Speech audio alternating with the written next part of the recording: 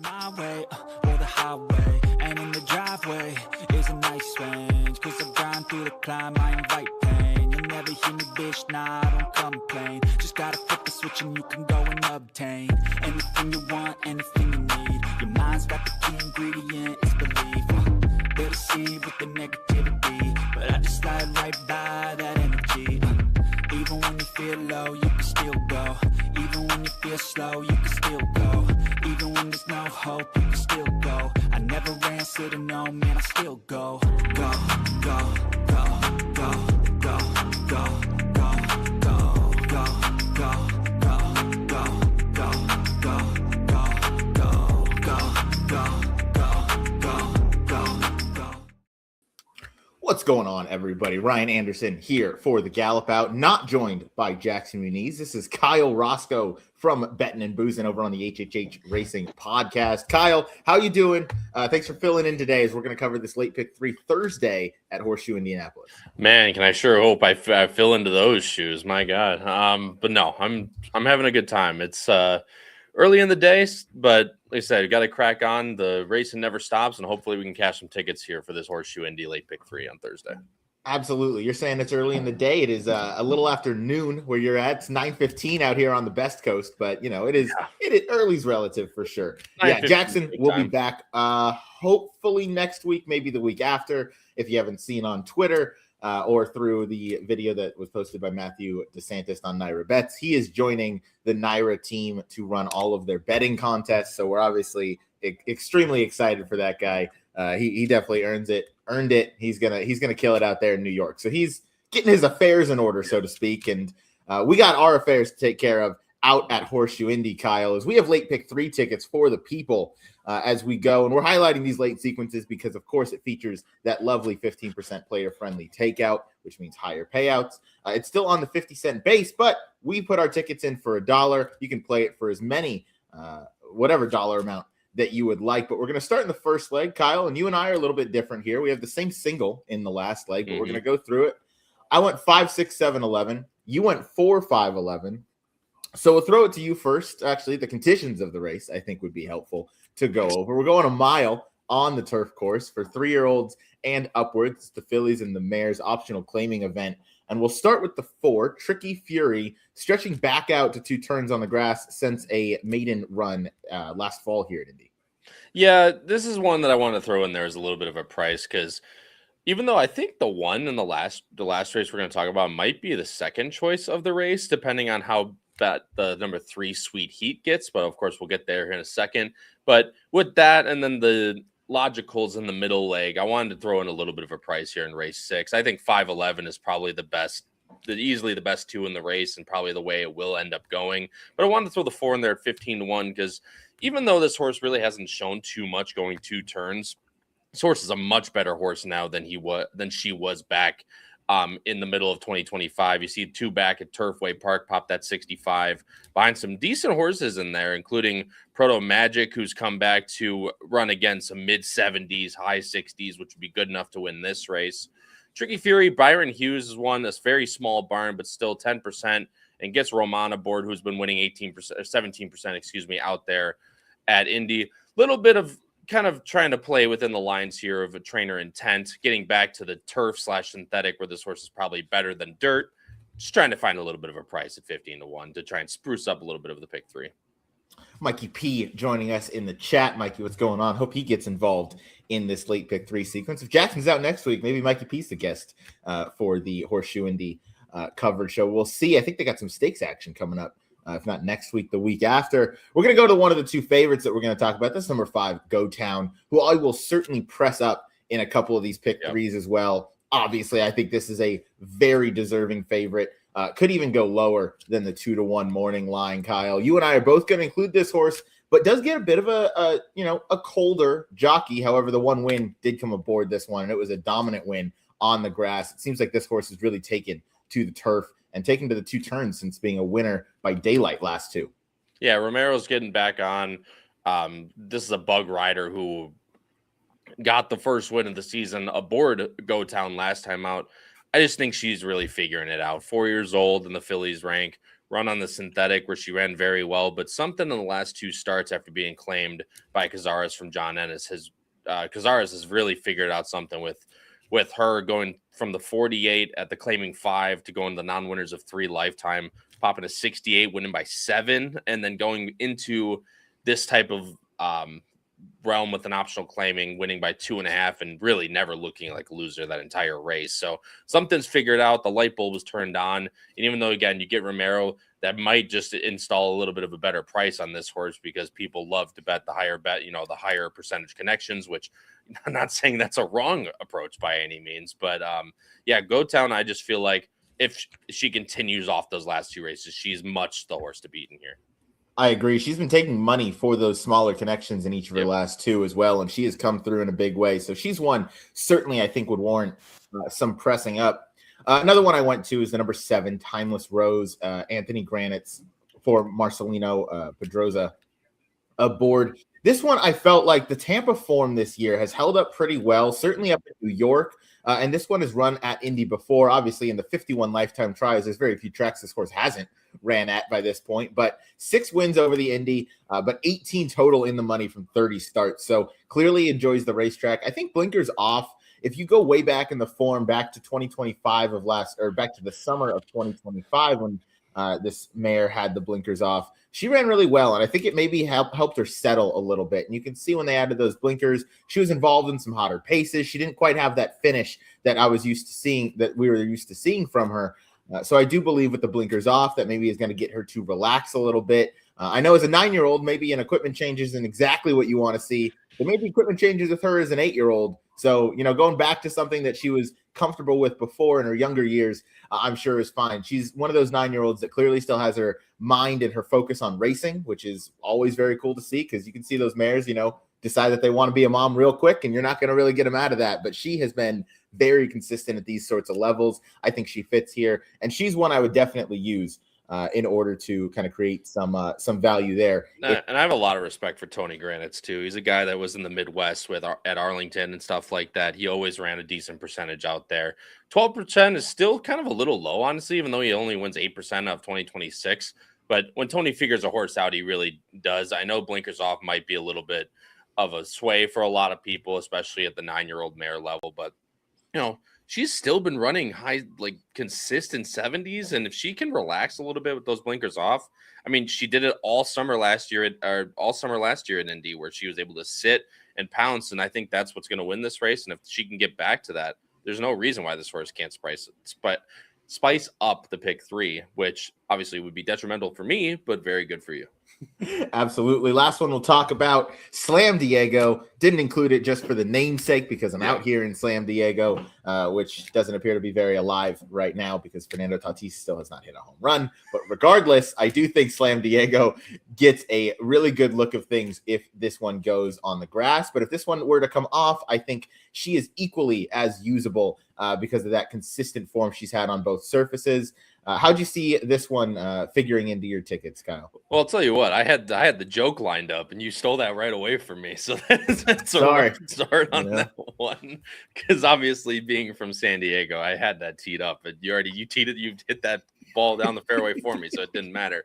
I agree with you completely. No matter what the weather is, I feel like this one is a use. I'm trying to look up the weather right now out there in Shelbyville. I'll get that in a second, but I think she makes a ton of sense from either standpoint because she fits the pace scenario so well. She's a very relaxed mare. She has that type of tactical speed to where she can be up close if needed. If not, she's more than happy to sit back mid-pack, and I think that's the run that's going to win this type of race. You're looking at the weather right now for that's Shelby. Why is it Shelbyville, Tennessee? That's really annoying. I got Shelbyville Indy pulled up. It's supposed to rain a little bit tonight and tomorrow, but it's supposed to be sunny on Thursday. So I think it is very up in the air. It could go either way. We're gonna be the optimists and hope that and handicap for the grass races, of which Slam Diego has 2 numbers at the fairgrounds that definitely compete deep here. And not to mention, I actually have a horse running earlier on this card on Thursday, and that's on the grass. So fingers crossed for both this and my horse earlier. He runs in race 4. He's the 9 in race 4. There we go. Bucks Howell, Crowns Way Racing. We'll plug. Got Adam Beskizzle in the saddle. Kelsey Danner, of course, Hey, I like the chances off that Gulfstream run if he can take a step up. I thought he completely won that race and then ended up getting caught at the end. I think he fits really well. Had a little bit of an ouchie issue before, so that's why he's been off since January, February. But coming back now. But yeah, Slam Diego makes a ton of sense no matter which surface she goes on, just due to how tactical and nice she can finish. Absolutely, you saw that. In that form, 2 back, she was up closer to a slow pace. Now that pace completely held together, so I don't really fault her for not being able to close. But 3 back on the grass, she sat back off a hot pace and then was able to close as well. So that's what you like to see from these horses. Oh, we're not skipping that far ahead. We're going to go to race number 7. Race 7, it's a 2-year-old maiden race for the state breds, for the fillies, going 5 furlongs. I'm going 1-4. Kyle is going 3-6-7. So we're apart here for sure. We might have some agreement in the last race, but it does not. We do not line up here whatsoever. So we're gonna start with the 3, Indigat, which I mean they got some fun names out there. I hope that's truly how you say it. But what do you like about this one? Obviously, your guy Kelsey Danner. Yeah, Kelsey's just really looked over when it comes to these first time out 2-year-olds. And you could see that ROI. She wins 14% with her 2-year-olds, but a $5.04 ROI. And same thing exactly. First start out, wins 11%, $5.16 on the ROI. So she really never get these good of prices. And the fact that this horse is 3-1. The other thing about Kelsey is she never works bullets. She never really asks her horses to do too much in the mornings. The fact that this horse, 3rd time out on the track in a solid work, runs 35-3, 1 out of 26, that caught my attention a little bit. The mare hasn't had a winner yet. However, the sire is actually pretty good. It's an Indiana bred sire, Santiva, running this type of dirt, running at, an average of 14%. So there's a lot of good things to like here, especially with that work. That's what piqued my attention. The fact that Lebron's on this horse, he's actually a good rider. Another guy from the Midwest that runs a lot at Fairmount Park. The fact that he's running in here and on this horse, it just piqued my attention a little bit. 3-1 is probably a little low on this horse, but might play bigger in the, in the horizontals. But I do like Indigat to try and, catch a little bit in there and maybe get Kelsey her second win, because I hope her first win comes earlier in the card. Absolutely. I love it. I'll go down to the inside. Looks like Laney for Gennaro Garcia. Mendoza is going to be aboard. I don't typically like these first-time starters from the rail. That's obviously a very tough place to break from. This filly doesn't look like she's got a ton of speed, but the sire for limited, first-time starters has been super precocious with the 2-year-olds. 5 for 10, 3 more in the money. So obviously that's a 50% clip. A lot of those sprinting. Now, again, this is just the first few years we've seen this one as a sire, so not a huge sample size, but from what we've seen, his progeny seem to run early and run often. So I wanted to include Looks Like Laney for that reason, one that I thought could certainly kind of shake things up in here. We'll go back to you. We're going to the 2 to the outside. The 6 Forever Release is where we'll start. The other Gennaro Garcia. Yeah, or arguably the Gennaro Garcia, depending on how it shakes out, of course. Marcelino Pedroza Jr. hops on this one, which is why I give this one a little bit bigger of a look than the one to the inside. You actually hit exactly why. I don't like these horses going on the rail, and they feel like they have to have a lot of speed from the rail if they are going to win down there. And the works haven't screamed to me like this horse is going to be pretty quick, although I think the 1 and the 6 have been working with each other the whole way through, if I'm not mistaken. But Forever Doro has had a really nice dirt sprint category, winning first time out with 4% of his runners. He's only had 22 starts though, so small sample size in that regard. But the dirt numbers are much better than the turf starts in there. You go to the Dam as well, big release. She's 1 for 5 with her first time starters, but 5 for 9 in the money with her 2-year-olds. And all 5 of her progeny have ended up winning at the races. This will be the 6th now as Forever Release, but winning at a clip of around, 16% total, but then you get to 29% on the dirt sprints. So lots of things to like there. Dam wise, and this horse, again, for Gennaro Garcia, who's probably the most tried and tested 2-year-old trainer in this field. I feel like you need to at least include one of the 2, if not both of them. I like Forever Release more than the 1 to the inside, and Ryan likes the 1 more than the 6. So, many ways you can go. It's a fun race to include in a late pick 3 sequence like this because of how much, again, these 2-year-olds can spice up the pick 3. They certainly can. And the board should tell a decent story in this race. Obviously, we won't really know if you can play looking at the probables, though, looking at those doubles, like, using the 5 in the first leg and seeing who's taking some money, assuming that one's going to be favored. I ended up also using the 4, going to be golden, this by my standards filly who's been okay with his 2-year-old first crop, but the damn one first time out, as you can see. I always love any progeny of Munnings, either top or bottom, just to kind of get the job done. That's a win early sire, a win early family, kind of through and through, from what I think. And by my standards, obviously, a very good horse in his own right. He's been okay with his 2-year-olds. 2 for 35, so maybe not the most precocious, but his 2-year-olds overall, they run honest enough, and I do think that Dam winning with her first career start maybe adds a little bit in here. This one seemed to have some quicker-ish 3 furlong drills going back in the form, and then got a nice gate drill for the 4 furlongs coming into this event. Alberto Burgos is going to be aboard. He won a handful of races yesterday at Horseshoe Indy. They have a nice 316 ROI when they team up together, Michael Lar and Alberto Burgos. So 2 I wanted to use. 2 Kyle is not using, and then the last one we're going to talk about is one, Kyle, that you are going to use, and again, not on my tickets, but it's the number 7, Crema Agria. Yeah, I believe it's Crema Agria, I think is how you say that. Yeah, you are the name guy. So yeah, I'm definitely not the name guy. I promise you that. The thing I like about this, Corsica, the Dam, 4 lifetime first-time starters. They've all finished in the money.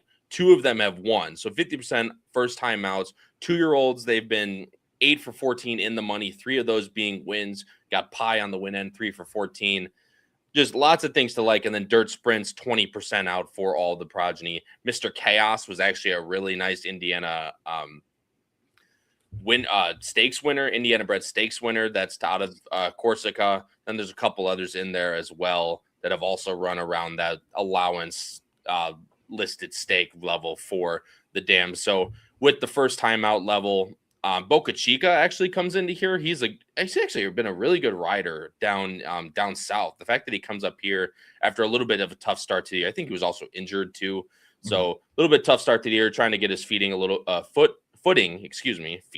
footing a little bit with the 7 and with the Dam numbers. I think the 7's got a big chance as well, breaking from the outside, which I really like. Absolutely. Yeah, a lot of great points you bring up on the 7 there. Obviously, this race wide open, as you can tell by my picks and by Kyle's. We're using 5 different horses in a 7-horse field. We did not talk about the 2 for Hannah Leahy, who is having a white hot meet in the saddle, 24%, 7 for 29. Obviously, that one looks a little bit dangerous. And then the 5 Pioneer Sky took maybe a little bit of money, was 3rd choice in the debut, and obviously did not feel like running that day. But these 2-year-olds can improve drastically from start 1 to start 2, and that's the only horse in the field with some experience. So if you don't trust our opinions, just go ahead and use the 2-5 and get yourself on out of here. But for our sake, I'm going 1-4 in the pick 3. Kyle is going 3-6-7. Now in race number 8, state bred allowance race, 3-year-olds and upward, fillies and mares, a mile on the turf once again. Kyle and I are in lockstep. We're going with the rail runner, Annie Express, Chaz Recchi, Fernando de la Cruz up in the saddle. Kyle, this one just made too much sense to me. Felt like an absolute single in all sequences for my liking. Obviously loves the Indy grass and the Indy turf course. So what did you like about this runner? I will say this is one of those horses that kind of jumps out right away to you on the page. So I don't feel like it's going to be anything creative by any means, but this, when I have those types of moments, I have to be able to play them hard. And if that's my biggest opinion, there's no reason for me to take anything else in this race to get double, even triple the pick 3 number, which is why, I have a cheap, and you have a cheap ticket as well with $8 and $9. It's, the one, I don't know how you felt about that last race. She got a perfect trip last time, but dude, at the risk of being an ass, those are some of the softest hands I've ever seen in my entire life, bro. Like coming down the lane, I'm like, give her a little bit. It's just a little bit more. Just saw like some of the softest hands I've ever seen. So Fernando de la Cruz, who's already won on this horse twice, back last summer and last fall, I guess beginning of early fall, with that 73 buyer. The fact that this is really her second start out at 4 years old. The first start, I guess, because every horse turns the next age on the 1st of January. So I guess you could argue that race was at 4, but gave her a little bit of time off. Now, first start at 4, I thought she ran really well. Now, second time off that layoff, gets De La Cruz back aboard. Recchi has been very good, winning 21% for a small-time barn. All 3 wins have come here at Indy. Shows he's really come with the intention of winning. And this horse will come off a little bit of a quick rest, but again, given that little bit of fitness in that last race, I feel like she's going to be even better in this race. I'm going only the number 1 Annie Express. Yeah, I couldn't agree. And if there is a little bit of moisture in the turf course, you see this filly's won on the good listed, she's won on the yielding, and she's won on the firm. Should be noted, the one loss that she had that was, truly unlike her was in an open allowance race, which I think was, much tougher than what she's capable of. But against the state bred, she's done nothing wrong. Yep. And last time out in that race, sorry to interrupt, but in that race, I would also argue that she didn't do what she wants to do. She loves running with a target. She was sent to the lead by a shard that day and just faded completely. So getting that little bit of a reprieve, hopefully with De La Cruz aboard, keeping her off the speed a little bit. There's not much else in here, really. I think the 8 is the only horse in here that really, truly wants to be close up. So if De La Cruz lets her go and sits right off, kind of like exactly like that last race played out, I feel like he's going to have a really big chance to not only just win outright, but get a jump on the other contender in here, which is the 3 Sweet Heat. I agree. And, you do get the jockey switch, as you mentioned, back to Fernando de la Cruz, who does have a little bit more finishing ability than what we maybe saw in that last race. As we go through the field, we should talk about the other favorite in Sweet Heat, William Anton Georgie, back in town. He was out west this past weekend to ride his favorite mare in Grand Slam Smile as she got another Calbred victory. Back out in Indy now for Anton Georgie, and comes out of that same race as Annie's Express. But this is another one that was kind of just chasing the pace. Mm-hmm. And I don't know what you think, Kyle, but to me, that last race was almost like a one-figure type of race. We haven't really seen her do that as consistently as we have with the Rail Runner.